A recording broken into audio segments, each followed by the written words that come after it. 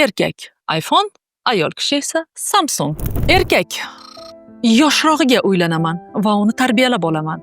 Ayol: erga tega olay, keyin o'zimni yo'rig'imga solib olaman. Qarabsizki, hamma bir-birini tarbiyalash va o'zgartirish bilan ovora. Hozir hafsalangizni bir bo'ladi. Nima uchun? Chunki 0 yoshdan 7 yoshgacha xarakter formirovatsiya qilingan va siz uni umuman o'zgartira olmaysiz. Chunki u ota-ona va jamiyat tomonidan allaqachon shakllanib bo'ldi. Keling, oddiy qilib tushuntiraman. Erkak iPhone, ayol kishi esa Samsung. Mana bu ham programmalashtirilgan, bunisi ham.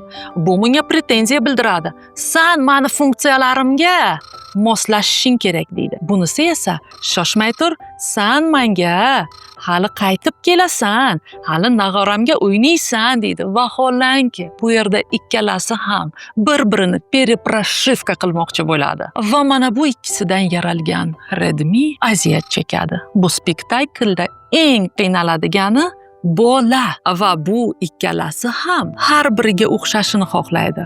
iPhone, ya'ni ota, bolasiga qarab, "He, onangni zotiga tortmay ket" deydi. Ona ham xuddi shu o'rinda "Dadangga o'xshaysan, hamma qiliqlaring shunga o'xshaydi, padaringga la'nat" deb boshlaydi. Xo'sh, mana bu ikkalasi er-xotinlar mana bu bolani ham перепрошивка qilmoqchi bo'ladi, operatsionkasini o'zgartirmoqchi bo'ladi. Vaholanki, bola ikkalangizdan tarkib topgan. Afsuski, yillar mobaynida xuddi shu tarzda yashab kelamiz va kurashamiz. Keling, ongli ravishda yaxshisi qaysi psixotipga mansubligingizni bilib oling. Buni esa описаниеda o'qing.